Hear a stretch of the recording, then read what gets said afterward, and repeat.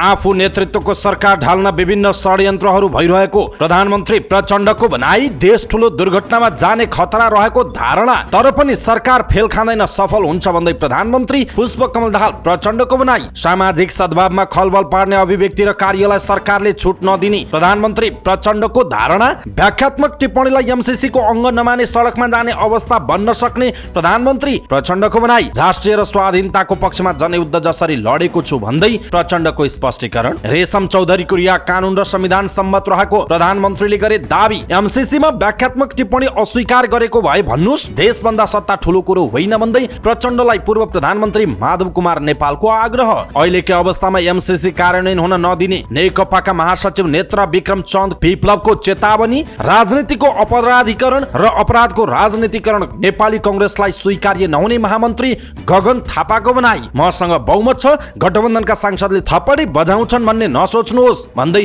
प्रधानमन्त्रीलाई गगन थापाको चेतावनी। प्रधानमन्त्रीज्यू अब नयाँ ढंगले कुराहरूको सामना गर्न तयार हुनुहोला भन्दै गगन थापाले रोस्ट्रमबाटै दिए प्रधानमन्त्री प्रचण्डलाई चेतावनी। सुन तस्करीमा संलग्न भएको प्रमाणित भई महराका बाबु छोरालाई कारबाही हुने नेकपा माओवादी केन्द्रका उपमहासचिव जनार्दन शर्माको प्रतिबद्धता। 60 किलो सुन तस्करी प्रकरणमा सीआईबीका एसएसपी दिनेश आचार्यलाई हङकङ पठाउने तयारी। शरणार्थी प्रकरणबारे एसएसपी सोमेन्द्र सिंह राठौरले भने कानून बमोजिम काम गर्छु। प्रधानमन्त्रीको छोरीले राज्यका हरेक बैठकमा बस्ने अधिकार कहाँबाट पायो भन्दै सांसद अमरेश कुमार सिंहको प्रश्न। प्रधानमन्त्री दाहाल आफै मुलुकमा सामाजिक सद्भाव भड्काउने कार्यमा संलग्न रहेको नेकपा एमालेको आरोप। संसदलाई सबैको साझा थलोको रूपमा विकास गर्न समिति सभापति बाँडिएको नेपाली कांग्रेसका प्रमुख सचेतक रमेश लेखकको भनाई। हिंसात्मक गतिविधि छोडेर शान्तिपूर्ण राजनीतिमा आएकाहरूको मुद्दा खारेज गर्न नहुने लेखकको टिप्पणी। आफ्नै सांसदलाई रोस्टमबाट धम्क्याउँदै धनराज गुरुङ रातो पासपोर्ट काण्ड बिर्साउँदै खुल्ला किताबको ध्वास। नेकपा एमाले अन्य प्रतिपक्षको मतलब नगरेको राष्ट्रिय स्वतन्त्र पार्टीका प्रमुख सचेतक सन्तोष परियारको आरोप। प्रधानमन्त्री प्रचण्ड र राप्रपा बीच कोशी सरकार निर्माणमा सहयोग गर्ने भद्र सहमति रहेको नेकपा माओवादी केन्द्रका सांसद लेखनाथ दाहालको दाबी। बिना शर्त एउटा संसदीय समितिको नेतृत्व राप्रपाले पाएको राप्रपा अध्यक्ष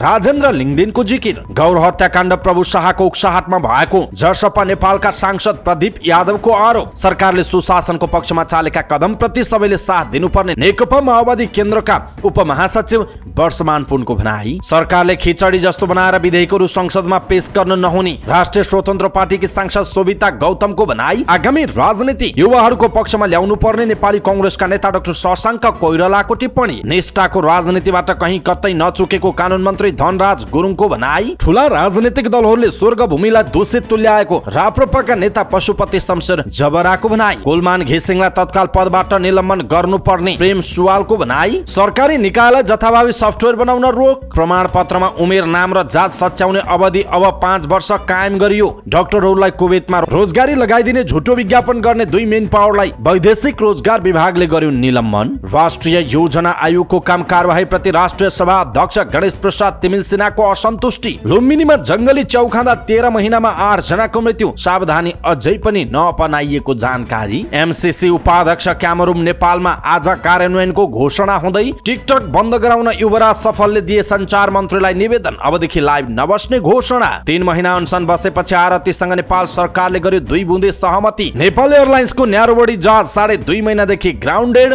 बालिकाको मृत्युपछि गुल्मी अस्पतालमा तनाव डाक्टरमाथि कुटपिट। दाङको तुलसीपुरमा प्याराग्लाइडिङको परीक्षण उडान गरियो। कलाकार मनोज गजुरेलको गाई जात्रा भदौको 14 गतेदेखि प्रज्ञा भवनमा देखाइने। शेयर बजार 5 अङ्कले घट्यो। 86 करोड 51 लाख रुपैयाँको शेयर कारोबार। इमरान खानलाई उच्च अदालतले छोड्यो। विशेष अदालतले फेरि थुनामा। अमेरिकी राष्ट्रपतिमा डोनाल्ड ट्रम्पलाई चुनौती दिँदै भारतीय मूलका विवेक रामास्वामी। अरुणाञ्चल आफ्नो भूमि मान्दै चीनद्वारा नयाँ नक्सा सार्वजनिक, भारतले विरोध जनायो। यमन संकट समाधानका लागि इजिप्टले सहयोग गर्ने। बीपीले 3 वर्षमा इजिप्टमा 3.5 अर्ब अमेरिकी डलर लगानी गर्ने। अन्तर्राष्ट्रिय क्रिकेट परिषद आईसीसीले भन्यो नेपालका गुलसन झा एसिया कपमा चम्किन सक्ने खेलाडी हुन्। साफ अन्डर 16 जित्ने नेपालको लक्षण। र समाचार पार्टी हेल्थ टिप्स अन्तर्गत आज हामी शरीर किन थकित हुन्छ, थकाइ लाग्ने कारणहरू के हुन् भन्ने विषयवस्तुमा हामी जानकारी दिनेछौँ। हामीलाई अन्तिमसम्म हेर्नुहोला।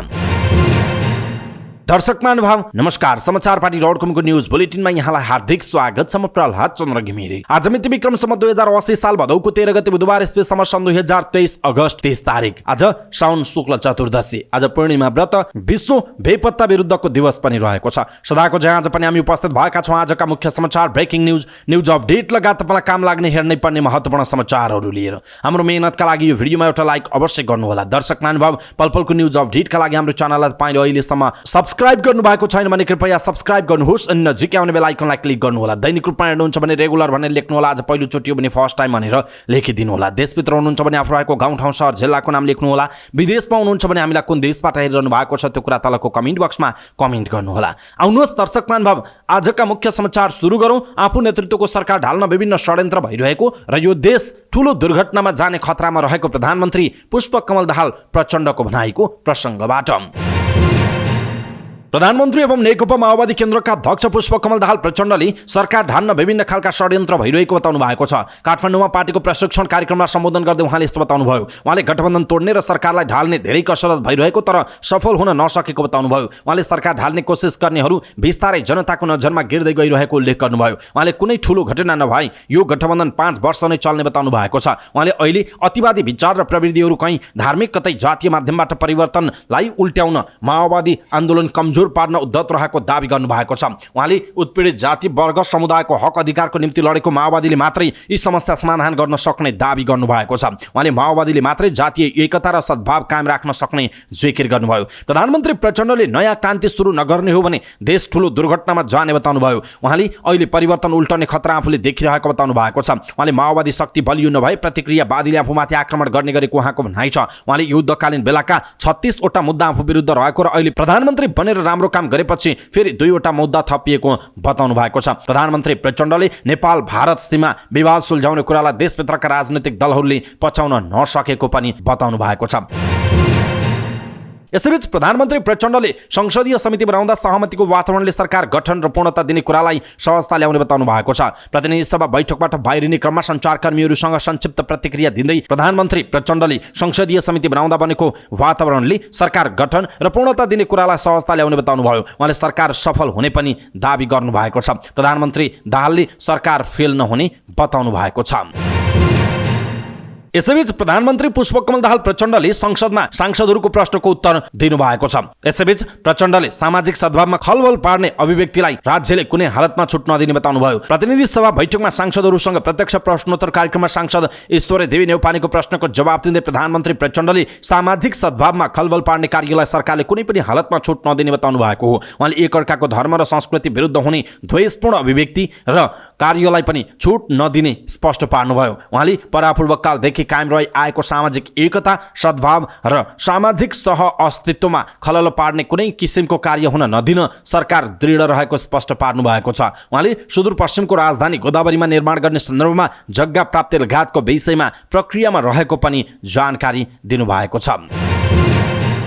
प्रधानमन्त्री पुष्पकमल दाहाल प्रचण्डले नेपालको राष्ट्रियता र स्वाधीनताको पक्षमा आफू जनयुद्ध जसरी लडेको बताउनु भएको छ। बुटवलमा आयोजित समाजवादी मोर्चा नेपालको सन्देश सभालाई सम्बोधन गर्दै उहाँले अहिले कसैबाट हुन्न र केही हुन्न भन्दै निराशा बाँड्न खोजिएको बताउनुभयो। नेपालको राष्ट्रिय हित, स्वाधीनता र सार्वभौमसत्ताको रक्षाको निम्ति जनयुद्ध जसरी म अहिले पनि लडिरहेको छु। लडाईँको रूप फेरिएको छ तर लडाईँ जारी छ, त्यसमा विश्वस्त रहन सबैमा म अपिल गर्न चाहन्छु, उहाँको भनाइ छ। प्रचण्डले अमेरिकी सहयोग परियोजना एमसीसीमा 12 बुँदे व्याख्यात्मक टिप्पणी एमसीसी अंग बनाएर आफूले सदन पारित गरेको बताउनुभयो। उहाँले 12 बुँदे व्याख्यात्मक टिप्पणी कार्यान्वयन नभई हामी अझै एमसीसी विरुद्ध सडकमा जाने अवस्था आउने उहाँले बताउनु भएको छ। एमसीसी कार्यान्वयनबारे छलफलका लागि अमेरिकी प्रतिनिधि नेपाल आएको उहाँले जानकारी गराउनुभयो। आफूहरू जटिल परिस्थितिमा पनि देशको राष्ट्रिय हित, सार्वभौमसत्ता र आत्मनिर्णयको अधिकारको सुनिश्चित कसरी गर्ने भन्नेमा लागेको प्रचण्डले बताउनुभयो। धेरै अप्ठ्यारोहरूको सामना गरिरहेको उल्लेख गर्दै प्रधानमन्त्री प्रचण्डले सबैभन्दा ठूलो कुरा राष्ट्र, जनता, समाजवाद, सुशासन, सामाजिक न्याय र समृद्धि भएको प्रचण्डको भनाइ छ।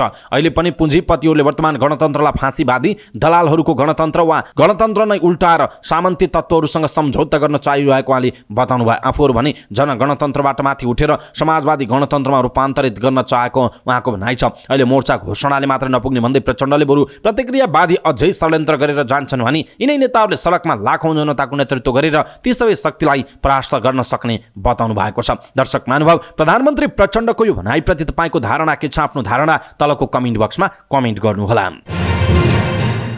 यसैबीच प्रधानमन्त्री पुष्पकमल दाहाल प्रचण्डले सरकार विधिको शासनमा पूर्ण रूपमा प्रतिबद्ध रहेको बताउनु भएको छ। प्रतिनिधि सभाको बैठकमा सांसद एकनाथ ढकालले सोधेको प्रश्नको जवाब दिँदै उहाँले जनताको स्वतन्त्रता, समानता, सह अस्तित्व र मानवाधिकारको रक्षाका लागि सरकार निरन्तर प्रतिबद्ध रहेको बताउनुभयो। नेपालको संविधानको धारा 276 मा राष्ट्रपतिले कुनै न्यायिक वा अर्धन्यायिक निकाय वा प्रशासनिक पदाधिकारी वा निकायले गरेको सजायलाई कानुन बमोजिम माफी, मुल्तवी, परिवर्तन वा कम गर्न सक्ने संवैधानिक व्यवस्था छ। संविधानको उक्त व्यवस्था र मुलुकी फौजदारी कार्यविधि संहिता 2074 मा समेत रहेको व्यवस्था बमोजिम रेशमलाल चौधरी गृह मन्त्रालय मार्फत राष्ट्रपति ज्यूलाई सम्बोधन गरी निवेदन दिनु भएकोमा महान्यायाधिवक्ताको कार्यालयको राय समेतका आधारमा प्रचलित कानुन बमोजिम नेपाल सरकार मन्त्री परिषदबाट गणतन्त्र दिवस 2080 का अवसरमा निज रेशमलाल चौधरीलाई माफी गर्नका लागि सिफारिस गरिएको उहाँले बताउनुभयो। द्वन्द्वकालीन घटनालाई न्यायिक सम्बोधन गर्ने गरी संक्रमणकालीन न्याय सम्पादनका लागि बेपत्ता पारिएका व्यक्तिको छानबिन तथा सत्य निरूपण तथा मेलमिलाप आयोग गठन भएको र संक्रमणकालीन न्याय यथाशीघ्र सम्पादन गर्ने नेपाल सरकार प्रतिबद्ध रहेको उहाँले बताउनुभयो। संक्रमणकालीन न्याय सम्बन्धी संघीय संसदमा दर्ता भएको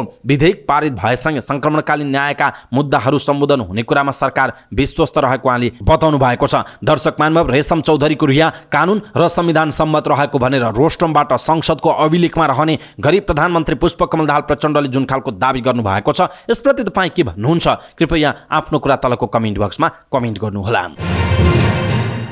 नेकपा एकीकृत समाजवादीका अध्यक्ष माधव कुमार नेपालले अमेरिकाले एमसीसीमा बाह्रमुदे व्याख्यात्मक टिप्पणी अस्वीकार गरेको भए जनतालाई भन्न आग्रह गर्नुभयो। समाजवादी मोर्चाले बुटवलमा गरेको कार्यक्रमलाई सम्बोधन गर्दै उहाँले यथास्थितिमा पास नहुने अवस्था आएपछि बाह्रमुदे व्याख्यात्मक टिप्पणी सहित आफूहरूलाई संसदबाट पारित गर्नुपर्ने बाध्यता आइलागेको उहाँले भन्नुभएको छ। एमसीसीका कुराहरू पनि छन्, त्यसलाई इन्डो पेसिफिक स्ट्राटेजीको अङ्ग हुन सक्दैन। त्यो भनेको चीनलाई घेराउ गर्ने रणनीति हो। नेपाल कुनै पनि सैनिक गठबन्धनमा सामेल हुन सक्दैन। हामी कसैलाई शत्रु घोषणा गर्दैनौँ। हामीले संसदमा 12 मुद्दे व्याख्यात्मक टिप्पणीलाई एमसीसीको अङ्ग घोषणा गरेर पास गरेका छौँ। त्यहाँ हामीले कुनै सैन्य गठबन्धनमा सामेल हुन सक्दैन भनेर नेपालको भूमिमा नेपालको अधिकार छ, अरूको अधिकार स्वीकार्न सक्दैनौँ। नेपालको कानुनभन्दा अरूको कानुनमाथि हुन हुँदैन भन्ने 12 वटा विषयलाई अगाडि सारेर हामीले विगतका सरकारबाट भएको कमी कमजोरीको कारणले यहाँ हामी पुग्नै पर्ने अवस्था भयो। नभए गठबन्धन टिक्ने अवस्था थिएन, यथास्थितिमा पास हुने अवस्था भयो। त्यो अब लागू हुने कुरा सुनिँदैछ। म प्रधानमन्त्री जिल्ला भन्न चाहन्छु, त्यसमा कुनै अनुचित कुरा बाँकी छन् भने हामीले पास गरेको कुरालाई अमेरिकाले अस्वीकार गरेको हो भने प्रधानमन्त्रीजी जनतालाई जानकारी गराउनुहोस्, गठबन्धनलाई भन्नुहोस्, मोर्चालाई भन्नुहोस्।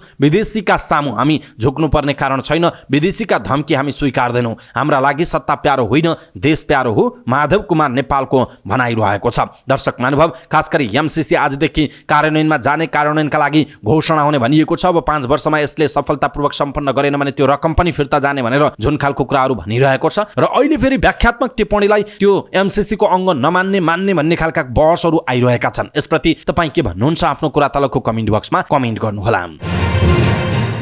नेकपाका महासचिव नेत्रविक्रम चन्द विप्लवले अहिलेकै अवस्थामा एमसीसी परियोजना कार्यान्वयन हुन नदिने बताउनु भएको छ। समाजवादी मोर्चाले बुटवलमा गरेको सभामा बोल्दै उहाँले नेपालको कानुन सार्वभौमिकता मिचेर एमसीसीलाई अगाडि बढ्न नदिने बताउनु भयो। निस्वार्थ सहयोगको हामीले विरोध गरेको होइन, तर शर्तसहितको अहिलेको अवस्थामा एमसीसी अगाडि बढ्न सक्दैन। यसमा प्रधानमन्त्रीको ध्यान जाओस्। प्रधानमन्त्री पुष्पकमल दाहाल प्रचण्ड सहभागी कार्यक्रममै उहाँले भन्नुभएको छ। विश्वमा नै समाजवाद विरुद्ध हमला भइरहेको भन्दै विप्लवले त्यसको विरोधमा एक्लै लड्न नसकिने भएकाले समाजवादी मोर्चा बनेको उहाँको दाबी छ।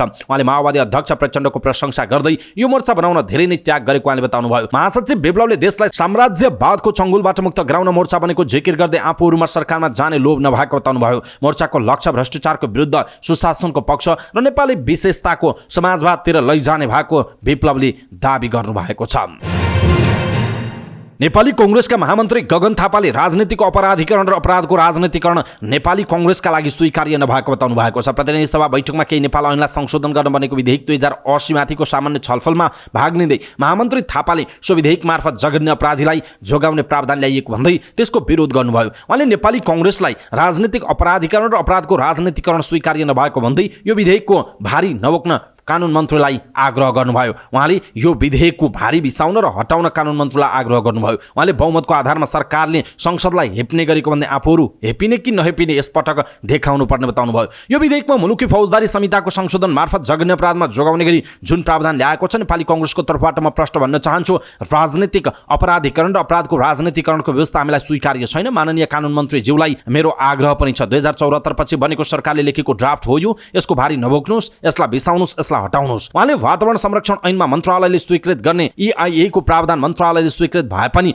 अहिले विभागबाट गर्ने भनेर ल्याइएको प्रति पनि विरोध गर्नुभएको छ। यसैबीच नेपाली कांग्रेसका महामन्त्री गगन थापाले प्रधानमन्त्री पुष्पकमल दाहाल प्रचण्डलाई चेतावनी दिनुभएको छ। मसँग बहुमत छ, गठबन्धनका सांसदले थप्पडी बढाउँछन्, जस्तोसुकै विधेयक ल्याए पनि पास गर्छु भन्ने नसोच्न र यदि त्यस्तो सोचेको हो भने खास गरी नयाँ ढङ्गले कुराहरूको सामना गर्न तयार हुनुहोला भन्दै गगन थापाले प्रधानमन्त्री प्रचण्डलाई चेतावनी दिनुभएको छ। प्रधानमन्त्रीजीलाई म यहीँबाट भन्न चाहन्छु, मसँग बहुमत छ, यहाँ आएको सबै सांसदहरू थप्पडी बजाउन आएका होइनन्, हामीलाई हेपेको कुरा स्वीकार्य हुँदैन। यो विधेयकका यति धेरै प्रश्नहरू छन्। यो विधेयक मात्र होइन, यो संसदलाई जुन ढङ्गले व्यवहार गरिएको छ, जे गरे पनि हुन्छ भन्ने ठानिएको छ। प्रधानमन्त्रीज्यू अब नयाँ ढङ्गले कुराहरूको सामना गर्न तयार हुनुहोला। उहाँले संसदीय व्यवस्थामा सरकारलाई आफूसँग बहुमत भएकाले जे ल्याए पनि पारित हुन्छ भनेर सांसदलाई हेपेको टिप्पणी गर्नुभएको छ। दर्शक महानुभाव, गगन थापाको यो भनाइ तपाईँलाई कस्तो लाग्यो? आफ्नो कुरा, कम्तीमा एउटा कुरा तलको कमेन्ट बक्समा कमेन्ट गर्नुहोला।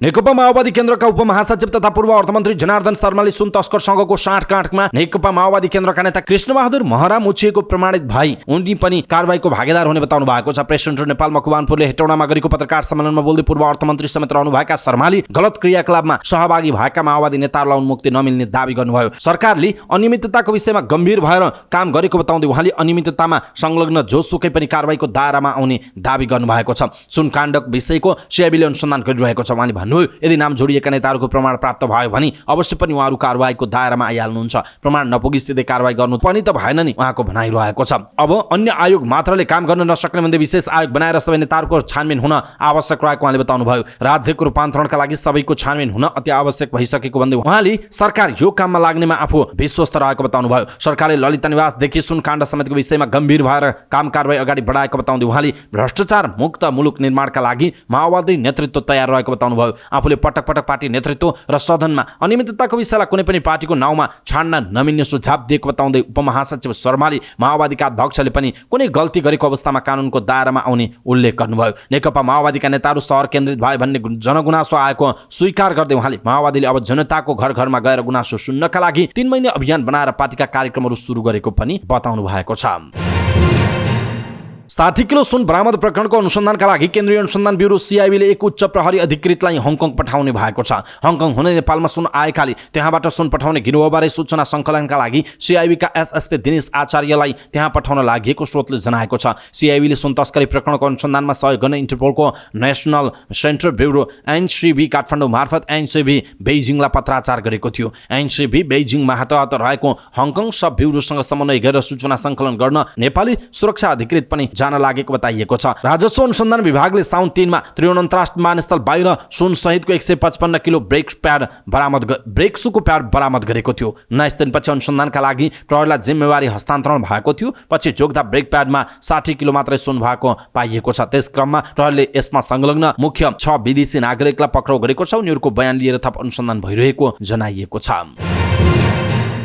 नक्कली भुटानी शरणार्थी प्रकरणमा दोस्रो चरणको अनुसन्धान सुरु हुन लाग्दा भएको उच्च सुरक्षा अधिकारीहरूको हेरफेरका बीच उपत्यका अपराध अनुसन्धान कार्यालयका एसएसपी सोमेन्द्र सिंह राठौडले जिम्मेवारी सम्हाल्नु भएको छ। शरणार्थी प्रकरणको अनुसन्धान अगाडि बढाउने एसएसपी डाक्टर मनोज केसी जिम्मेवारीबाट हटाइएपछि गृह मन्त्रालयले राठौडलाई उपत्यका अपराध अनुसन्धान कार्यालय र भूपेन्द्र खत्रीलाई जिल्ला प्रहरी परिसर काठमाडौँ पठाएको बताइएको छ। जिम्मेवारी सम्हालेपछि राठौडले पत्रकार सम्मेलन गरेर कानुन बमोजिम भुटानी शरणार्थी प्रकरणको अनुसन्धान अगाडि बढ्ने बताउनुभयो। एसएसपी राठौडले भन्नुभयो, कानुन बमोजिम हुने काममा कुनै पनि कम्प्रोमाइज हुँदैन, उहाँको भनाइ छ। सत्तारूढ नेपाली कांग्रेसका सभापति शेरबहादुर देउवाको दबावमा शरणार्थी प्रकरणको अनुसन्धान गर्ने उच्च अधिकृतहरू हटाइएका थिए। तर हेरफेर गर्दा गृह मन्त्रालयले चलाकीपूर्ण तरिकाले अपराध अनुसन्धानमा अब्बल मानिएका 2 एसएसपी खत्री र राठौडलाई काठमाडौँ प्रहरी र अपराध अनुसन्धान कार्यालयको जिम्मेवारी दिएको थियो। खत्री तिनै अधिकृत हुन् जो रौतहट प्रहरी प्रमुख हुँदा नेपाली कांग्रेसका सांसद मोहम्मद अफ्ताब आलम पक्राउ परेका थिए। उपत्यका अपराध अनुसन्धान कार्यालयको नेतृत्व पाएका राठौड पनि उपत्यकाको अपराध अनुसन्धानमा लामो समयदेखि नै काम गरेका अधिकृत रहेको बताइएको छ। मैले प्रहरी निरीक्षक डीएसपी हुँदा पनि यहाँ काम गरेँ। एसएसपी का रूपमा 4 महिना अघि पनि यही थिएँ, राठौडले भन्नुभयो। त्यसैले मेरा लागि यो नयाँ ठाउँ होइन। उहाँले आफ्नो कुनै कार्य योजना नभएको बताउँदै कुनै पनि आपराधिक गतिविधिमा निर्ममतापूर्वक प्रस्तुत हुने बताउनुभयो। उहाँले साइबर अपराध बढ्दो क्रममा रहेको प्रति पनि चिन्ता व्यक्त गर्नुभयो। काठमाडौँ प्रहरी प्रमुख खत्रीले पनि पत्रकार सम्मेलन गरेर कुनै पनि विषयमा कम्प्रोमाइज नगर्ने बताउनु भएको थियो। स्वतन्त्र सांसद अमरेश कुमार सिंहले प्रधानमन्त्री पुष्पकमल दाहाल प्रचण्डकी छोरी गंगा दाहाललाई राज्यका उच्च तहका बैठकमा राखेको प्रति आपत्ति जनाउनु भएको छ। प्रतिनिधि सभाको बैठकमा बोल्दै गणतन्त्रमा कस्तो व्यवस्था अनुसार हामी चल्दैछौँ भन्दै उहाँले प्रश्न गर्नुभयो। उहाँले भन्नुभयो, हामी कस्तो लोकतन्त्रको व्यास गर्दैछौँ। राजतन्त्रमा राजाको छोराछोरी भएर जन्मिने बित्तिकै युवराज र युवराज्ञी हुन्छ। राजासँग बिहे हुने बित्तिकै बडा महारानी हुन्छ। तर अहिलेको लोकतन्त्रमा नेताको छोराछोरी युवराज युवराज्ञी, नेताको श्रीमती प्रधानमन्त्री छ भने महारानी। यो कुन संविधान अनुसार चलिरहेको छ? जनताको तन्त्र हो गणतन्त्र, तर नेताको शासन कसरी भयो? जनताको छोरीले अथवा प्रधानमन्त्रीको छोरीले कहाँबाट त्यो अधिकार पाउँछ हरेक बैठकमा बस्ने? म प्रश्न गर्न चाहन्छु, हामीले कस्तो व्यवस्था गरेका छौँ? कुनै पूर्व प्रधानमन्त्रीको श्रीमती कसरी हरेक बैठकमा बस्न पाउँछन्? अथोरिटी विथआउट अकाउन्टेबिलिटी चलेको छ। सबैभन्दा बढी खतरा त्यहाँबाट छ। अमरेश कुमार सिंहको यो भनाइरहेको छ। उहाँले अहिले गणतन्त्रलाई सबैभन्दा धेरै खतरा 4-5 जना नेता र तिनका सन्तानहरूबाट भइरहेको टिप्पणी गर्नुभएको छ। उहाँले भ्रष्टाचारको काण्डको छानबिन किन अन्तिमसम्ममा नपुगेको हो भन्दै प्रश्न समेत गर्नुभएको छ।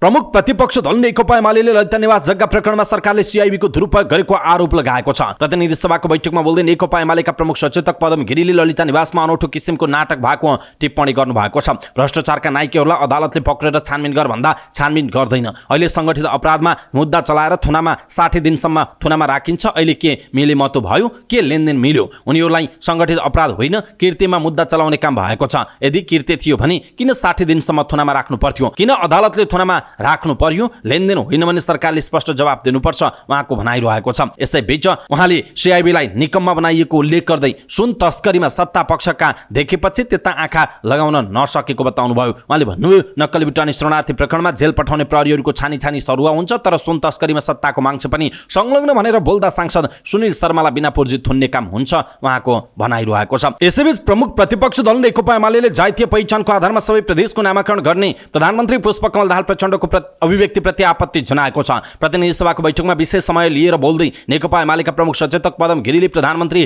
प्रचण्डको सो अभिव्यक्ति संविधान विपरीत र मुलुकमा जातीय हिंसा भड्काउने गरी आएको भन्दै आपत्ति जनाउनु भयो। प्रधानमन्त्री दाहालको सो भनाइ आफ्नो पार्टीलाई स्वीकार्य नहुने बताउँदै उहाँले सो अभिव्यक्तिप्रति निन्दा र भर्त्सना समेत गर्नुभयो। प्रमुख सचेतक गिरीले आपसमा मिलेर बसेका नेपाली समुदायलाई भड्काउने, आपसी विद्वेष फैलाउने, मुलुकलाई अराजकतातर्फ लैजाने काममा प्रधानमन्त्री दाहाल आफै संलग्न रहेको उहाँको आरोप छ। प्रमुख सचेतक गिरीले सरकारले सुशासन कायम गर्ने भने पनि त्यस अनुसारको काम गर्न नसकेको जिकिर समेत गर्नुभएको छ।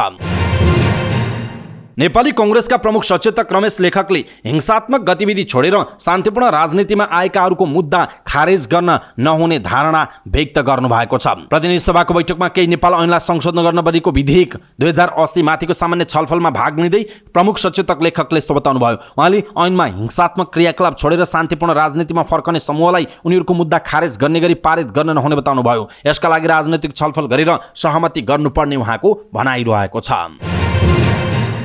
कानुन न्याय तथा संसदीय मामिला मन्त्री धनराज गुरुङ जङ्गली अपराधीलाई पनि राजनीतिक दलको कार्यकर्ता भए बापत उन्मुक्ति दिने विधेयक ल्याएकोमा आत्मआलोचना गर्ने सांसदप्रति धम्कीपूर्ण रूपमा प्रस्तुत हुनु भएको छ। केही नेपाल ऐन संशोधन गर्ने विधेयकको दफा 64 मा उक्त प्रावधान राखिएको लगायत विगतमा आफैले विरोध गरेका विषय किन विधेयकमा समेटेको भनेपछि उहाँ सांसदहरूप्रति धम्कीपूर्ण रूपमा प्रस्तुत हुनुभयो। गुरुङ विपक्षी दलका होइन, आफ्नै पार्टी नेपाली कांग्रेसका सांसद तेजु लाल चौधरी प्रति खनिनुभयो। चौधरीले 228 वटा नर्सिङ कलेज बन्द भएको भन्दै स्वार्थ समूह र बिचौलियाको स्वार्थ अनुसार विधेयक आउने गरेको बताउनुभयो। चौधरीले उठाएको प्रश्नको जवाब दिनुको साटो गुरुङले मन्त्रीको मर्यादा भुलेर रोस्टमलाई आफ्नो धुमिल विगत पखाल्ने प्रयासमा खर्च गर्नुभएको छ।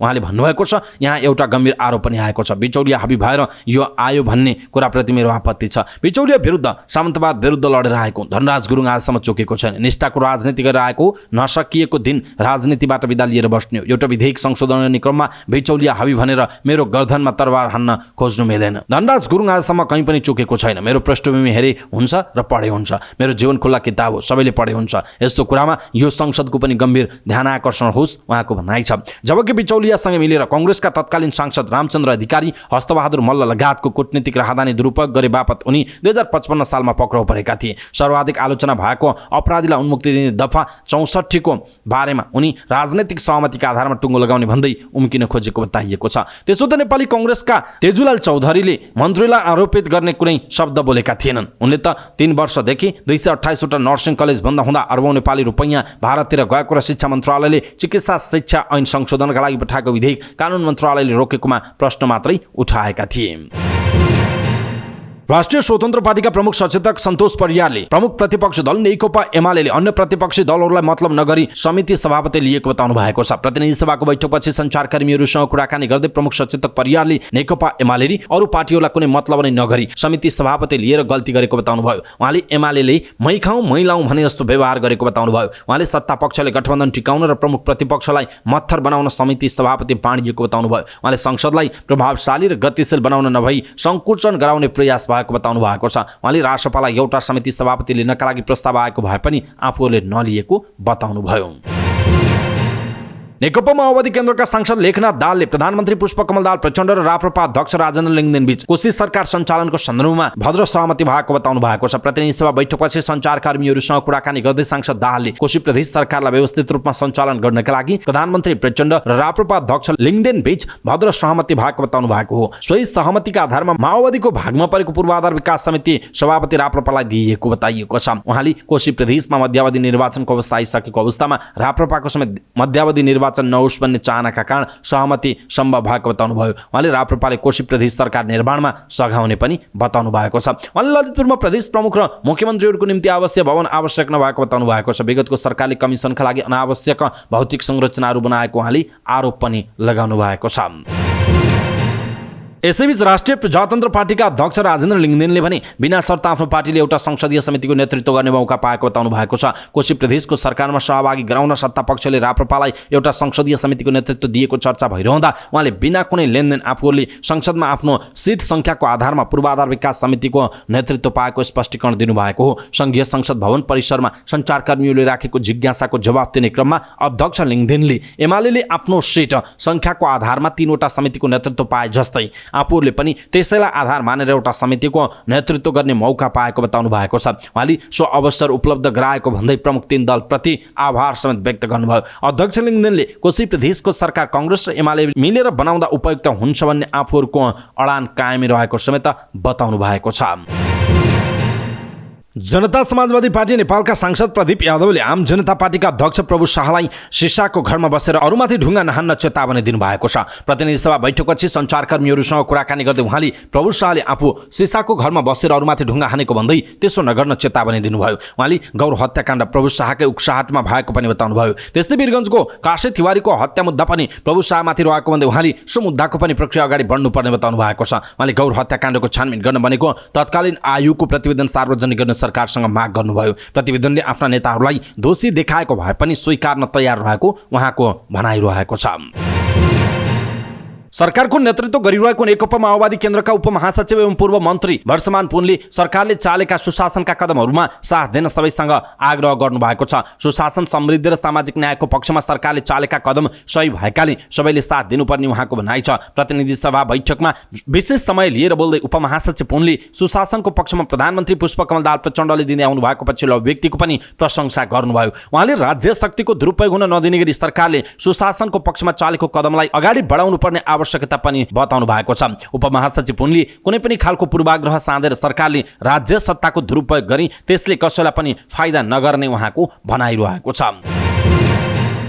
राष्ट्रिय स्वतन्त्र पार्टीकी सांसद सोभिता गौतमले केही नेपाल ऐनलाई संशोधन गर्न बनेको विधेयक 2080 जस्ताको त्यस्तै संसदमा पेश गरिएको भन्दै सरकारको आलोचना गर्नुभएको छ। 81 वटा ऐनहरू आकर्षित हुने सो विधेयक सरकारले सांसदहरूलाई पढ्ने मौका समेत नदिई खिचडी जस्तो बनाएर संसदमा पेश गरिएको भन्दै आलोचना गर्नुभयो। मंगलबार सो विधेयकमाथिको छलफलमा भाग लिँदै सांसद गौतमले सो विधेयक फिर्ता लिएर मन्त्रालयगत रूपमा सम्बन्धित मन्त्रीहरूले पेश गर्ने आवश्यक व्यवस्था मिलाउन सभामुख देवराज घिमिरेको ध्यानाकर्षण समेत गराउनु भयो। उहाँले सरकारलाई विधेयकहरू आफूले पढेर मात्र संसदमा पेश गर्न पनि सचेत गराउनु भएको छ। सांसद गौतमले 81 वटा ऐन आकर्षित हुने विधेयक अध्ययन गरेर 72 घण्टाभित्र सांसदहरूले संशोधन हाल्न नसक्ने पनि उहाँको भनाइरहेको छ।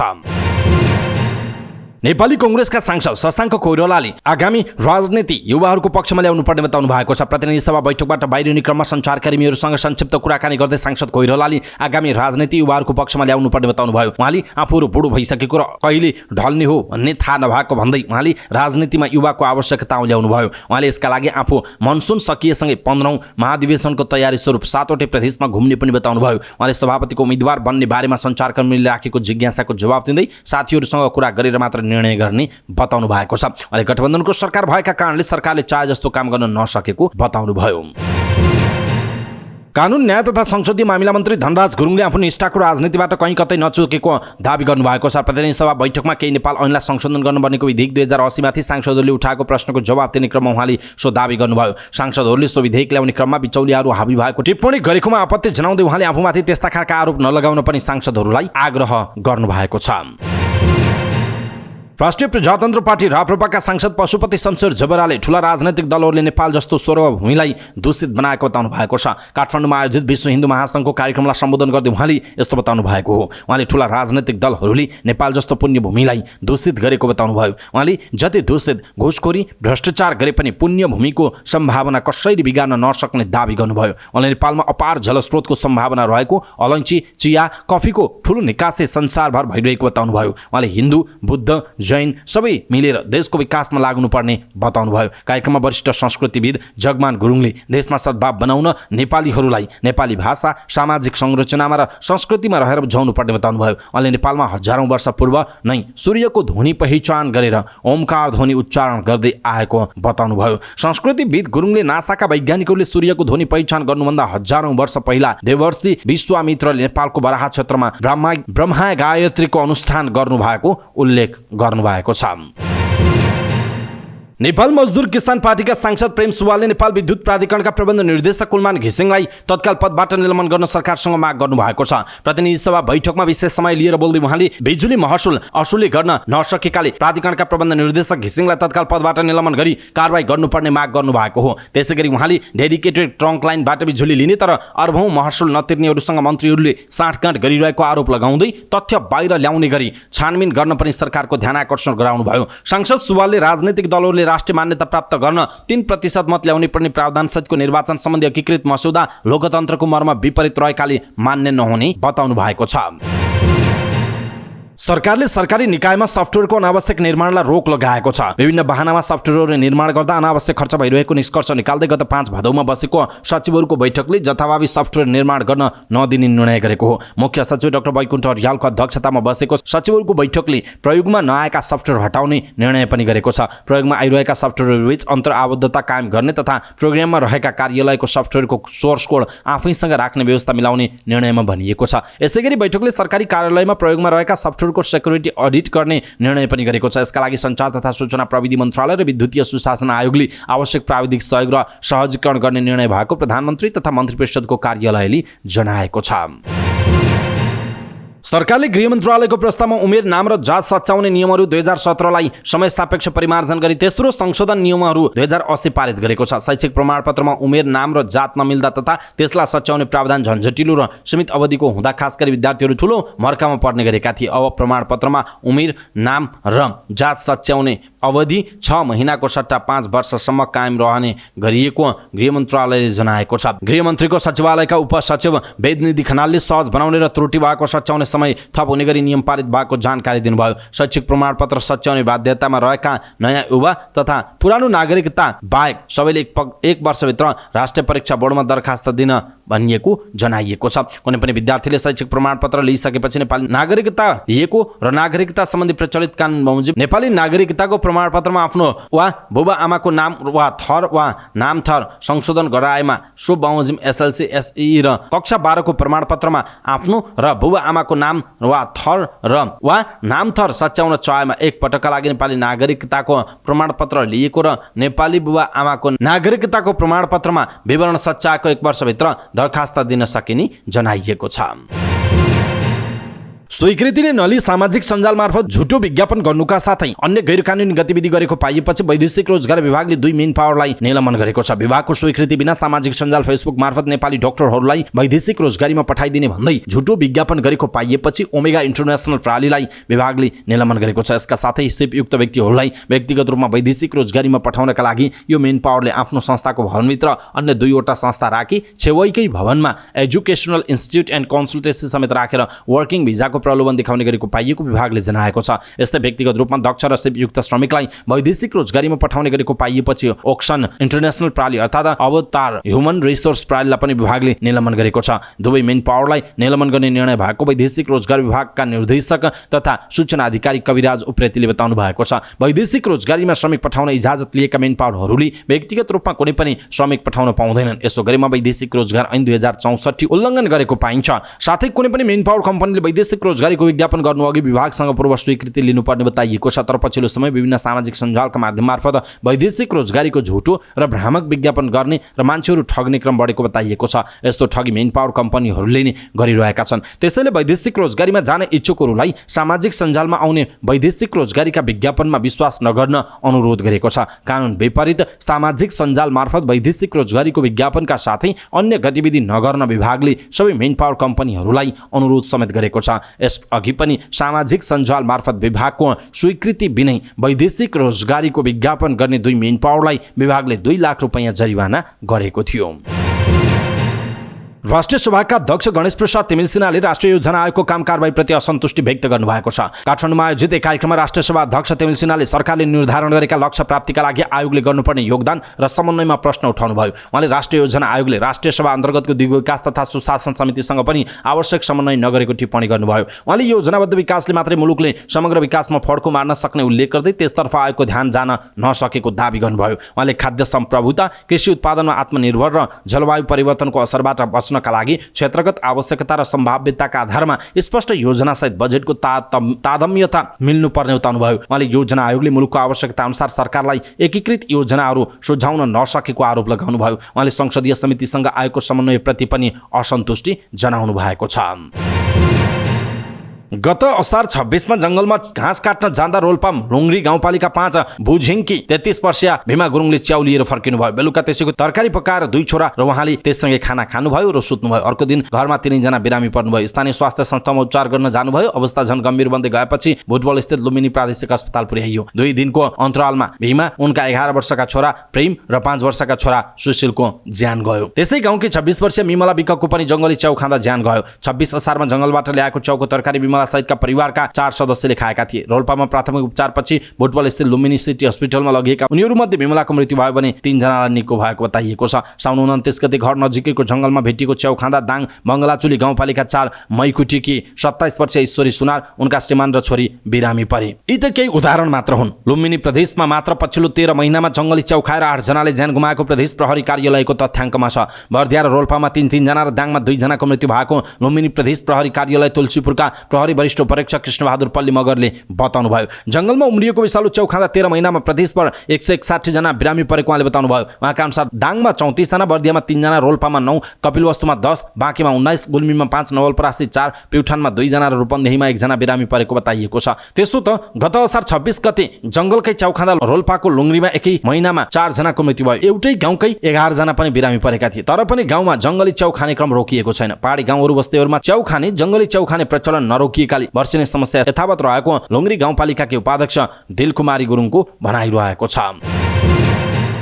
अमेरिकी मिलेनियम च्यालेन्ज कर्पोरेसन एमसीसी का उपाध्यक्ष क्यामरून एस एल्फोर्ड नेपाल आइपुगेका छन्। एमसीसी को कम्प्याट अपरेसन विभागका प्रमुख रहेका एल्फोर्ड नेपालमा एमसीसी कार्यान्वयनमा जाने अघिल्लो दिन काठमाडौँ आइपुगेका हुन्। कार्यान्वयन आज घोषणा हुने बताइएको छ। क्यामरून अर्थ मन्त्रालयमा हुने एमसीसी कार्यान्वयनको औपचारिक कार्यक्रममा आज सहभागी हुने बताइएको छ। आज अर्थ मन्त्रालयमा नेपाल र अमेरिकी अधिकारीहरू बीच लेटर अफ एक्सचेन्ज मार्फत एमसीसी कार्यान्वयनको घोषणा गर्ने तयारी छ। नेपालसँगको एमसीसी सम्झौताको सुरुवातको अवसर पारेर एमसीसी का सम्झौता कार्य सञ्चालन सम्बन्धी उपाध्यक्ष क्यामरून एल्फोर्ड नेपालको भ्रमणमा आएको लेख छ। नेपालको नेतृत्वदायी भूमिका रहेको यस एमसीसी सम्झौताको प्रगतिबाट अमेरिकी सरकार उत्साहित भएको छ। काठमाडौँ स्थित अमेरिकी दूतावासले भनेको छ, नेपालमा एमसीसी को कार्यअवधिभर बृहत्तर सरोकारवालाहरू, नेपालका सरकारहरू र राजनीतिक दलहरूको निरन्तर सहयोगबाट मात्र यो सम्भव भएको हो। यस सम्झौताको सफल कार्यान्वयन सुनिश्चित गर्न एमसीसी नेपालसँग साझेदारी गर्न हामी प्रतिबद्ध छौं भनिएको छ। दूतावासले एमसीसी सम्झौताका लक्ष्यहरू समयमै हासिल गर्न संलग्न सबैले लगनशीलताका साथ काम गरिरहेको पनि जनाएको छ। यसपछि एमसीसी कार्यान्वयनको 5 वर्ष अवधि सुरु हुनेछ भने सहमति अनुसार समयमा एमसीसी परियोजना सम्पन्न नभई त्यसको सम्पूर्ण खर्च नेपाल सरकारले बेहोर्नुपर्ने सहमतिमा उल्लेख गरिएको छ।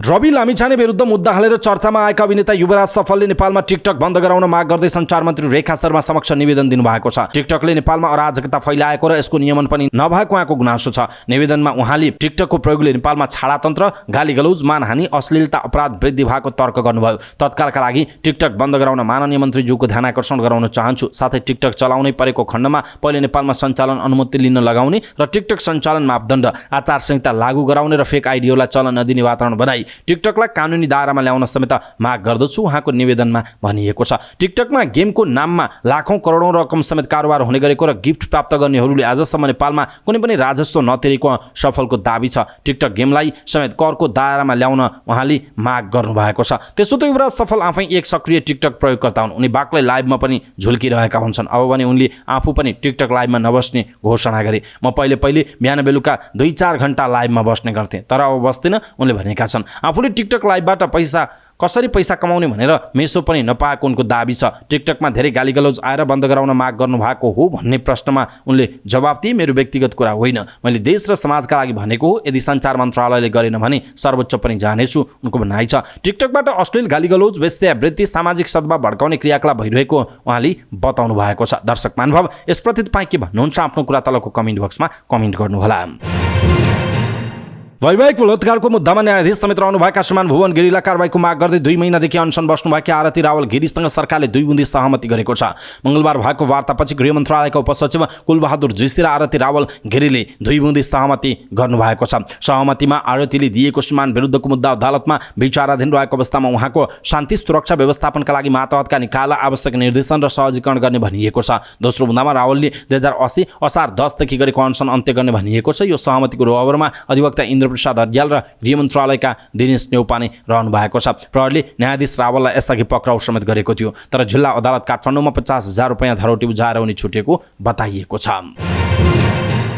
यसैबीच नेपाली एयरलाइन्सको अन्तर्राष्ट्रिय उडान 3वटा जहाजमा सीमित भएको 2.5 महिना भइसकेको छ। नेपाली एयरलाइन्सको न्यारो बडी 9NAKX जहाज 20 जुन यता ग्राउन्डेड भएको छ। चरा ठोकिएपछि इन्जिनमा क्षति पुगेको यो जहाजमा नयाँ इन्जिन जडान तथा इन्जिन मर्मतको प्रक्रिया पूरा गर्न नसक्दा ग्राउन्डेड भएको बताइएको छ। नेपाली एयरलाइन्सका प्रवक्ता रमेश पौडेलले अबको 1-2 दिनमै यसको टुङ्गो लाग्ने दाबी गर्नुभएको छ। हामीलाई सार्वजनिक खरिद प्रक्रियाले समस्यामा पारेको थियो। उहाँले भन्नुभयो 45 दिनको समय राखेर खरिद प्रस्ताव माग्नुपर्छ, यसले समय लामो भएको छ, उहाँको भनाइ छ। निगमका कर्मचारीहरूले भने व्यवस्थापनको व्यवस्थाले लामो समयदेखि जहाज ग्राउन्डेड हुनु परेको बताएका छन्। राष्ट्रिय ध्वजावाहकले एउटा इन्जिनको व्यवस्थापनमा 2 महिना भन्दा बढी समय लगाउनु नै शंकास्पद छ। निगमका एक उच्च अधिकारीले भनेका छन् यो संस्था र मुलुककै लागि ठूलो लापरवाही हो, उनले भनेका छन्। 2 वर्ष अगाडि समेत निलम्बन्डी न्यारोबडी जहाजको इन्जिन समयमै मर्मत गर्न नसक्दा 2 महिना भन्दा बढी समयसम्म ग्राउन्डेड भएको थियो। त्यसपछि निगमले इन्जिन भाडामा लिएर जहाज उडाएको थियो। निगमसँग अन्तर्राष्ट्रिय उडानमा कुल 4 जहाज रहेका छन्। एउटा ग्राउन्डेड तथा अन्य 3वटा मात्र जहाजले निर्धारित गन्तव्यमा उडान गर्नु परेको जनाइएको छ।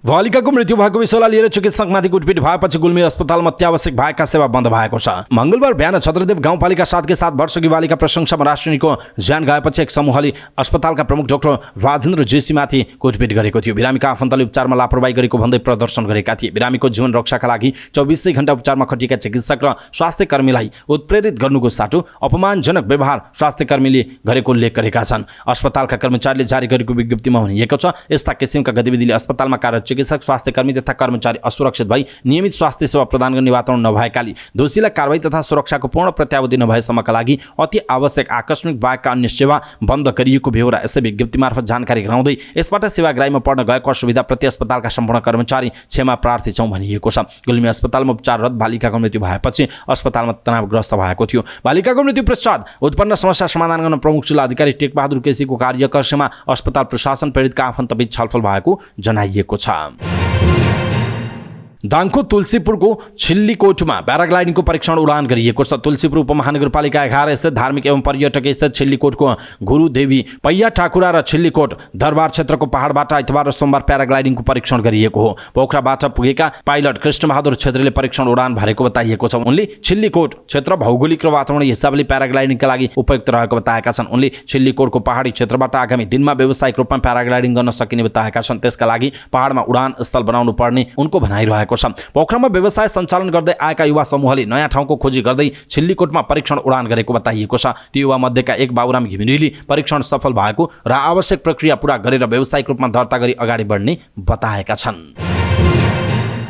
वरिष्ठ हास्य कलाकार मनोज गजरेलको टिमले 2080 सालको गाई जात्रा भदौको 14 गतेबाट प्रज्ञा भवनमा देखाउने भएको छ। काठमाडौँमा एक कार्यक्रमको आयोजना गर्दै यसबारेमा जानकारी गराइएको हो। कार्यक्रममा बोल्दै व्यङ्ग्य कवि शैलेन्द्र सिंह खडाले आफूले चौथो पुस्तासम्म गाई जात्रा गरेको र यस वर्षको गाई जात्रामा पुस्ता हस्तान्तरणको पाठ राजनीतिक दलका नेताहरूलाई सिकाउने बताउनुभयो। उहाँले गाई जात्रा भदौ 14, 16 र 17 गते प्रज्ञा भवनमा हुने बताउनुभयो। उहाँले संस्कृतिको निरन्तरता र पुस्ता हस्तान्तरण गाई जात्राको उद्देश्य रहेको बताउनुभयो। कार्यक्रममा बोल्दै वरिष्ठ हास्य कलाकार गजरेलले अब पुस्ता हस्तान्तरणको बेला भएको र यस वर्षको गाई जात्राको उद्देश्य पनि सोही रहेको बताउनुभयो। उहाँले यसपटकको गाई जात्राले मानिसको दिल हँसाउने प्रयास गरेको बताउनु भएको छ। कार्यक्रममा हास्य कलाकार सुबोध गौतमले देश मेरो हुनुपर्ने, पार्टी हाम्रो हुनुपर्ने र राजनीति राम्रो हुनुपर्ने बताउनु भयो। कार्यक्रममा अन्य कलाकारहरूले पनि यस वर्षको गाई जात्रा उत्कृष्ट रहेकाले हेर्न जान आग्रह गरेका थिए।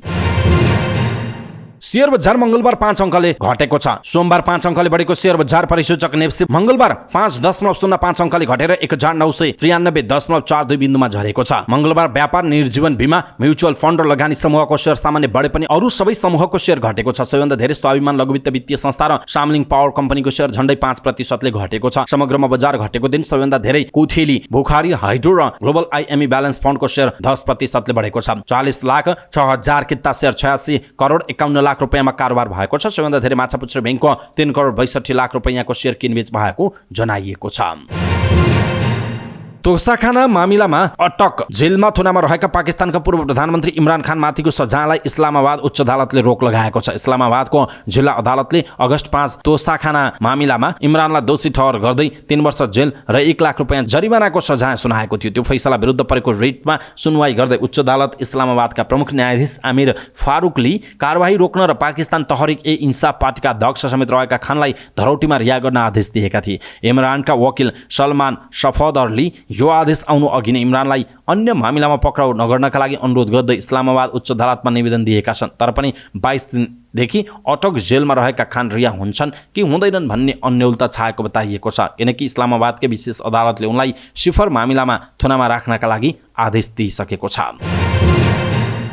भारतीय मूलका अमेरिकी नागरिक विवेक रामास्वामीले सन् 2024 को राष्ट्रपतीय निर्वाचनमा उम्मेदवारी दिने घोषणा गर्दै चुनावी अभियान अगाडि सारेका छन्। रिपब्लिकन पार्टीको प्रारम्भिक निर्वाचनका लागि उनले राष्ट्रपतिको उम्मेदवारका रूपमा आफूलाई उभ्याएका छन्। प्रारम्भिक निर्वाचनबाट विजयी हुने उम्मेदवार नै रिपब्लिकनबाट राष्ट्रपति निर्वाचनको उम्मेदवारी बन्न पाउनेछ। आफ्नो उम्मेदवारीबारे रामास्वामीले भनेका छन्, म आजको ट्रम्पसँग नभएर 2015 को ट्रम्पसँग मिल्दोजुल्दो छु, त्यसैले मैले प्रारम्भिक निर्वाचनमा उम्मेदवारी दिएको हुँ, उनको भनाइ छ। अबको 2 सातामा रिपब्लिकनले राष्ट्रपति निर्वाचनका लागि बहसको कार्यक्रम राखेको छ। त्यहाँ उनले सम्भवतः ट्रम्पको झैं उग्र प्रस्तुति दिनेछन्। विरोधीलाई चेतावनी दिने आक्रामक प्रस्तुतिका लागि रामास्वामी तयार छन्। रिपब्लिकन पार्टी बारे दखल राख्ने जोन फेरि भन्छन् बहस रामास्वामीका लागि निकै सुखद हुनेवाला छ। यसअघि पनि रामास्वामीको चर्चा धेरै भएको छ। चौतर्फी तारिफ बटुलेका रामास्वामीले जलवायु परिवर्तनका मुद्दालाई पनि बेवास्ता गरेका छन्। त्यस्तै लागु औषधको डिलर समाप्त पार्ने भन्दै मेक्सिकोमा सैन्य कारबाहीको एजेन्डा ल्याउन सक्ने पनि अनुमान गरिएको छ। जलवायु परिवर्तनको मुद्दामा बेवास्ता र मेक्सिकोमा सैन्य कारबाही निकै खतरनाक रहेको भन्दै उदारवादीहरूले पनि विरोध जनाएका छन्। राष्ट्रपति निर्वाचनका लागि पार्टीभित्रको प्रारम्भिक चुनावको मत सर्वेक्षणमा रामास्वामी ट्रम्प भन्दा निकै पर छन्। तर उनको उदयली राजनीतिमा अनुभव नै नभएको कट्टरपन्थीलाई पनि रिपब्लिकनमा स्थान रहेको संकेत गर्ने जानकारवालाहरू बताउँछन्। विगतमा रिपब्लिकनबाट सांसद भनेर वर्तमानमा पार्टीको कटु आलोचक भनेका जोन वालिस भन्छन् रिपब्लिकनहरूको मानमर्दन गर्ने र अधिनायकवादी चरित्रको उम्मेदवारको तलासमा रहेको छ। यसमा ट्रम्प नै उपयुक्त हुन्छन्। यदि ट्रम्प भएनन् भने डी सान्तिस र रामास्वामी मध्ये एक नै उपयुक्त पात्र हुन्, उनले भनेका छन्। त्यसो त विवेक रामास्वामी भारतीय आप्रवासी अभिभावकका छोरा हुन्। औषधि व्यवसायी धनाढ्य 38 वर्षीय रामास्वामी ओहायोमा जन्मिएका हुन्। सन् 2021 मा पुस्तक प्रकाशन गर्नु अघि नै उनले आफ्नो पुस्तकमा दिगो र समतामूलक व्यापारिक नीतिबारे चर्चा गरेका छन्। रामास्वामी फक्स न्यूज लगायतका च्यानलबाट आफ्ना विचार राख्थे। पहिचानको राजनीतिमा सबैले ध्यान दिनुपर्ने उनको मत हुन्थ्यो। रामास्वामी वर्ण विशेषको सर्वोच्चताको प्रखर विरोधी हुन्। प्रारम्भिक निर्वाचनमा उम्मेदवारी घोषणा गर्दा रामास्वामीलाई कमैले चिन्थे, तर मत सर्वेक्षणमा जब उनी डी शान्तिसँगको हराहारीमा आई तब उनी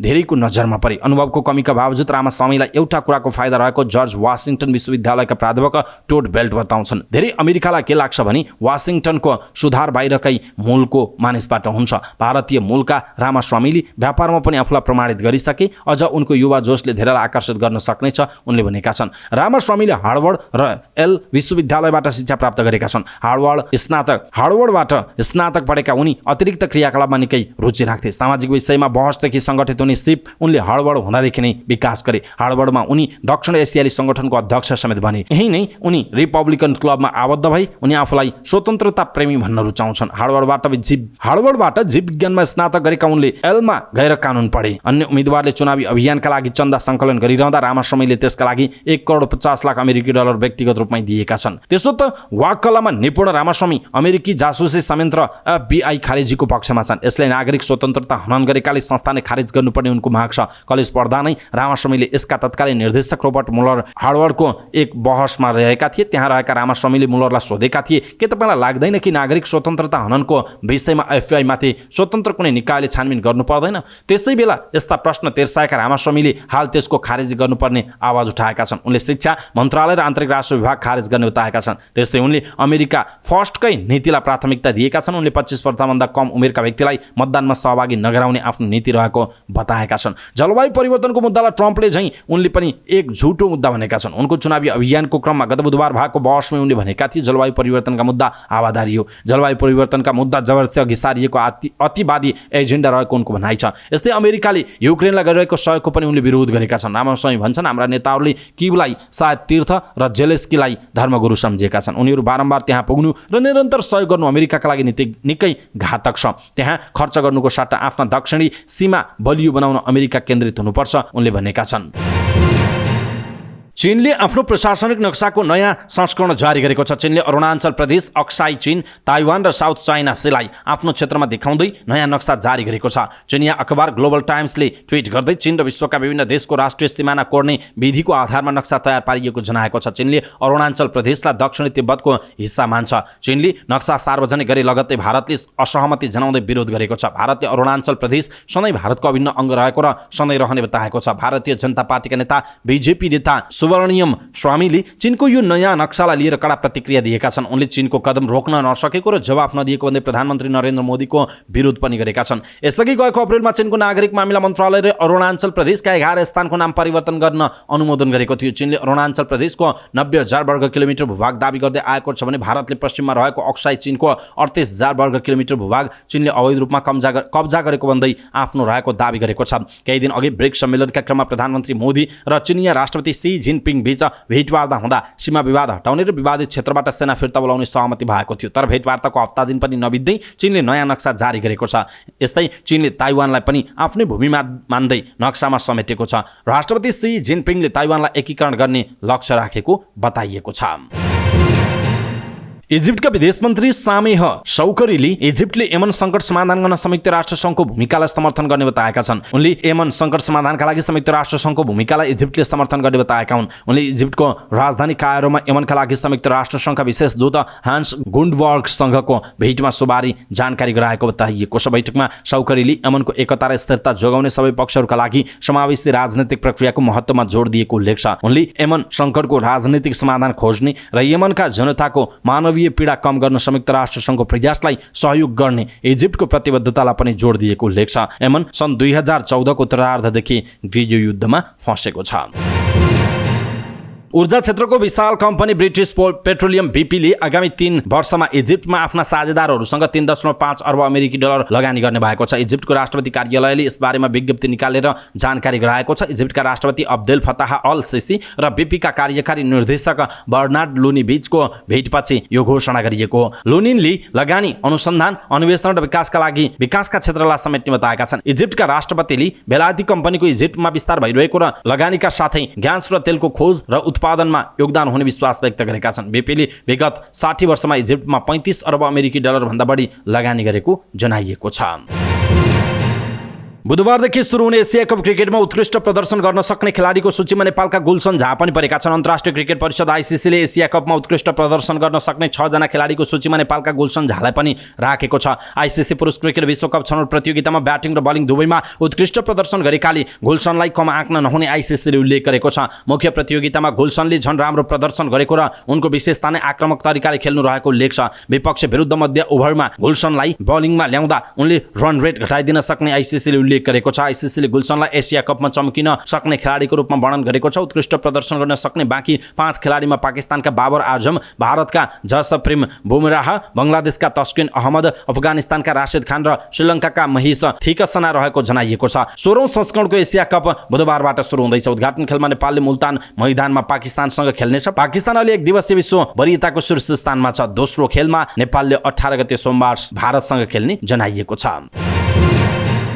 कठिन समूहमा रहेको नेपालले पहिलोपटक अन्डर 16 साफ च्याम्पियनसिप जित्ने लक्ष्यसहित तयारी गरिरहेको छ। शुक्रबारदेखि भुटानको थिम्पूमा साफ अन्डर 16 च्याम्पियनसिपको 4थो संस्करण सुरु हुँदैछ। यसअघिका विजेता द्वय भारत र बङ्गलादेशको समूहमा रहेको नेपालले उपाधि जित्ने लक्ष्य राखेको छ। यो उमेर समूहमा नेपालको किशोर टोलीले अहिलेसम्म उपाधि जित्न सकेको छैन। सन् 2011 देखि सुरु भएको साफ अन्डर 16 च्याम्पियनसिपमा अहिलेसम्म 3 संस्करण सम्पन्न भइसकेको छ। यद्यपि नेपालले अहिलेसम्म उपाधि जित्न भने सकेको छैन। यसपटक नेपालले यसअघिका विजेता द्वय भारत र बङ्गलादेशको समूह एमा बताइएको छ। नेपालले आइतबार बङ्गलादेश विरुद्ध खेल्दै यस संस्करणको अन्डर 16 मा सुखद सुरुवात गर्ने लक्ष्यमा छ। नेपाली किशोर फुटबल टोलीका प्रशिक्षक रविन्द्र सिलकारले छोटो समय भए पनि तयारी राम्रो भएको उल्लेख गर्दै पछिल्लो समय राजनैतिक कामहरू भइरहेको बताएका छन्। यसअघि धेरै जसो खेलाडीहरू एन्फा अन्डर 16 लिग खेलेर आएकाले तयारी अझै राम्रो भएको प्रशिक्षक सिलकारको विश्वास रहेको छ। अन्डर 16 च्याम्पियनसिपको नेपाल 2 पटकको आयोजक राष्ट्र यद्यपि नेपालले 1 पटक पनि उपाधि जित्न सकेको छैन। सन् 2011 को पहिलो संस्करणमा पाकिस्तानले उपाधि जितेको थियो। त्यसपछि भारतले सन् 2013 मा आयोजक नेपाललाई घरेलु भूमिमा हराउँदै उपाधि जितेको थियो। यसपटक नेपालले साफ अन्डर 16 को तयारीका लागि 14 दिनको प्रशिक्षण गरेको छ। अन्य पक्षहरूमा राम्रो तयारी भए पनि फिटनेसमा भने अझै केही समस्या देखिएको प्रशिक्षक सिलाकारको भनाइरहेको छ। समाचार पार्टी न्यूज बुलेटिनमा पालो भएको छ समाचार पार्टी हेल्थ टिप्स। आजको समाचार पार्टी हेल्थ टिप्स अन्तर्गत हामीले थकाइ किन लाग्छ, शरीर थकित हुनुका कारणहरू के हुन सक्छन् भनेर जानकारी दिनेछौँ। हामीलाई अन्तिमसम्म हेर्नुहोला। थकान महसुस हुनु प्राकृतिक प्रक्रिया नै हो। यात्रा गर्दा, उकालो ओह्रालो गर्दा, कुनै काम गरेपछि थकाइ लाग्नु सामान्य हो। शरीर एउटा मेसिन जस्तो हो जुन निरन्तर चलिरहन सक्दैन। शरीरले पनि समय समयमा विश्राम खोज्छ। केही समयको विश्रामपछि शरीर पुनः फुर्तिलो हुन्छ। थकान कामको चापले मात्र होइन, स्वास्थ्य समस्याका कारण पनि हुन सक्छ। त्यसो त थकित हुने कारणहरू के हुन् त? विलासी जीवनशैली। विविध कारणमध्ये अहिले सबैभन्दा बढी मानिस विलासी बन्दै जानु पनि हो। छोटो दूरीमा जाँदा पनि पैदलको सट्टा सवारी साधनको प्रयोग गर्न रुचाउने हाम्रो बानी छ। यस्तो बानीले केही मिनटको हिँडाइले पनि मानिस थकित हुन्छन्। यस्तै विलासी जीवनशैलीका कारण शारीरिक गतिविधि कम गर्ने तर टन्न खाने र बढी आरामदायी जीवन खोज्दा मानिसहरू सानो काम गर्दा पनि थकित महसुस गर्दछन्। यसले काम गर्ने क्षमतामा ह्रास आइरहेको बताइएको छ। त्यस्तै अर्को हो निन्द्राको कमी। थकानको सबैभन्दा ठुलो कारण भनेको पर्याप्त निन्द्रा नपाउनु हो। दिनभर चुस्त दुरुस्त रहन निश्चित रूपमा निन्द्रा पूरा गर्नुपर्छ। हरेक उमेरका व्यक्तिको निन्द्राको आवश्यकता पनि फरक हुन्छ।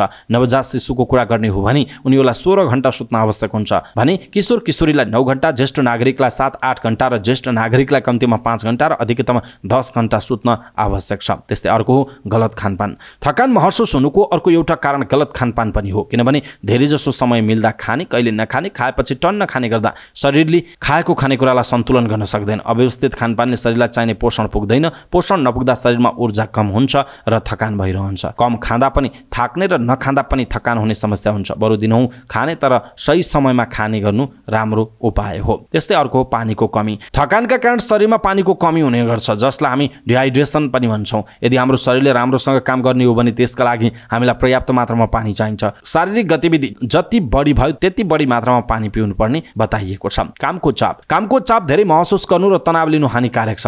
यसले शरीरलाई स्वतस्फूर्त रहन सक्दैन। यसको तनावले बिस्तारै मानिसलाई गलाइरहेको हुन्छ जसले शरीर थकान महसुस हुन्छ। कम्तीमा 50% थकान हुने समस्या भनेको मनोवैज्ञानिक कारणले हुन सक्ने बताइएको छ। डिप्रेसन। यो समस्या भएका उदासी र निराश हुन्छन्। उनीहरूले सामान्यतया दीर्घकालीन थकानको अनुभव गर्ने बताइएको छ। त्यस्तै अर्को चिन्ता र तनाव। लामो समयदेखि चिन्तित वा तनावमा रहेको व्यक्तिले आफ्नो शरीरलाई ओभर ड्राइभमा राख्न सक्छ।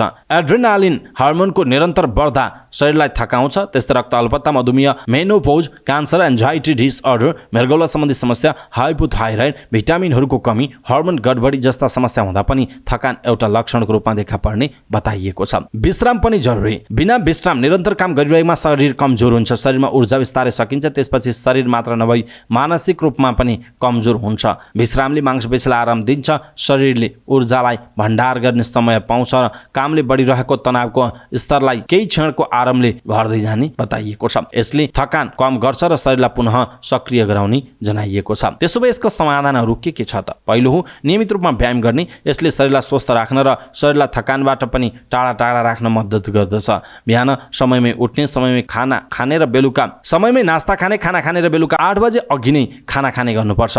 अनावश्यक तनाव नलिने, केही समस्या भए साथीभाइलाई वा परिवारका सदस्यलाई पोख्ने र सानो समस्यालाई ठुलो बन्न नदिने गर्नुपर्दछ। पर्याप्त र गहिरो निन्द्राका लागि समयमै सुत्ने र समयमै उठ्ने बानीको विकास गर्नुपर्दछ। त्यस्तै अत्याधिक शारीरिक श्रम पनि गर्न नहुने बताइएको छ। दर्शक महानुभाव, आज हामीले यहाँहरूलाई थकाइ किन लाग्छ, के कारण हुन सक्छ, शरीर यतिकै थाक्नका लागि के कारण हुन सक्छन् भनेर आजको हेल्थ टिप्स हामीले यहाँहरूमाझ प्रस्तुत गर्यौं। आजको हेल्थ टिप्स तपाईँलाई कस्तो लाग्यो? आफ्नो धारणा तलको कमेन्ट बक्समा कमेन्ट गर्नुहोला। आफन्तजन र इष्टमित्रलाई मेसेन्जरमा पठाइदिनु होला। अवस्था दर्शक महानुभाव, समाचारपाटी.com को न्यूज बुलेटिन अहिलेका लागि यति नै। हामीले प्रस्तुत गरेका यी समाचारहरूप्रति तपाईँको धारणा के छ? आफ्नो धारणा तलको कमेन्ट बक्समा कमेन्ट गर्नुहोला। हाम्रो मेहनतका लागि यो भिडियोमा एउटा सानो लाइक अवश्य गर्नुहोला। दर्शक महानुभाव, पलपलको न्यूज अपडेटका लागि हाम्रो च्यानललाई तपाईँले अहिलेसम्म सब्स्क्राइब गर्नुभएको छैन भने कृपया सब्स्क्राइब गर्नुहोस् अनि नजिकै आउने बेल आइकनलाई क्लिक गर्नुहोला। समाचारपाटी.com को न्यूज बुलेटिन नेपाली समयअनुसार आज साँझ 6 बजे लिएर फेरि हामी उपस्थित हुनेछौँ। पलपलको न्यूज अपडेटका लागि समाचारपाटी.com हेर्दै गर्नुहोस्। नमस्कार।